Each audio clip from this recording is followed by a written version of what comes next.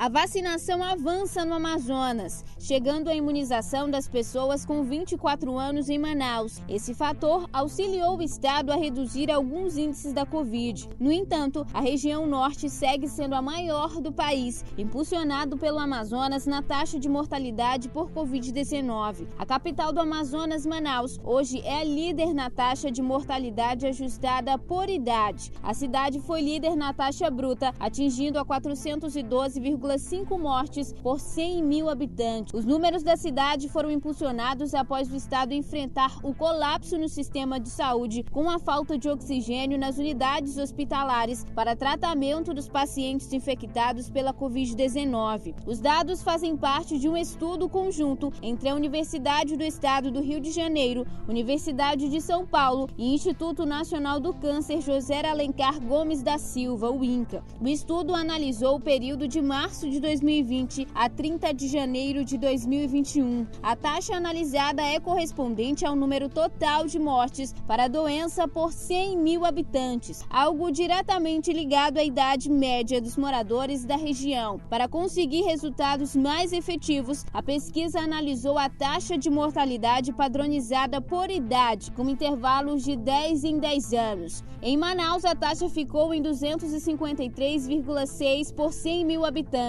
O estado liderou o ranking e mostrou uma maior vulnerabilidade, além de um risco maior para a vida dos contaminados. Vale lembrar que cidades com população maior que Manaus não tiveram um número tão elevados. Para efeitos comparativos, segundo dados do IBGE de 2020, estados como São Paulo e Rio de Janeiro possuem população infinitamente maiores e ainda assim contam com taxas menores. Para os pesquisadores, Manaus teve os números impulsionados por conta da falta de oxigênio durante a crise instalada pela falta de planejamento do governo do Amazonas. Para o pesquisador Lucas Ferrante, que alertou o Amazonas em setembro de 2020 sobre a segunda onda e foi ignorado, o estado do Amazonas foi um dos responsáveis por esses altos índices. Nós chegamos a dar o alerta de segunda onda, nosso grupo e eu especificamente fui o primeiro pesquisador a dar o alerta de segunda onda.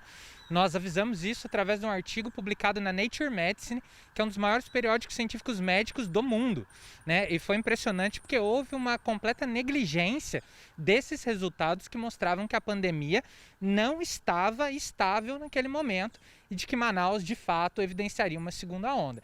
Tanto que o próprio título do trabalho apontava para que a negligência política causaria segunda onda em Manaus. Além do alerta sobre a segunda onda, ele afirmou que a falta de uma gestão efetiva pelo governo do Amazonas foi um dos fatores que impulsionaram esses números alarmantes. Sem dúvida, tanto estadual quanto federal, nós precisamos lembrar que o governo do estado é base do governo federal e foi uma ação orquestrada de ambos os governos, estadual e federal, dentre eles para promover o retorno das aulas presenciais sem o real controle da pandemia, justamente para incitar disseminação viral na comunidade, para que a comunidade chegasse a uma imunidade de rebanho completamente hipotética, que a ciência até então pautava que já era impossível de ser alcançada, e isso acabou acarretando no surgimento da variante P1, a variante Gama, aqui no Amazonas e também na segunda onda, como nós demonstramos através de artigos científicos. Para o pesquisador, o alinhamento do governo do estado em transformar o estado em curral experimental do vírus, ao adotar a política da imunidade de rebanho, justifica o estado do Amazonas ter números maiores que estados mais populosos. É justamente por essas medidas orquestradas por estado do Amazonas e governo federal em promover uma abertura precoce e maior disseminação viral na população. Não houve nenhuma ação de fato para a contenção da pandemia no Amazonas.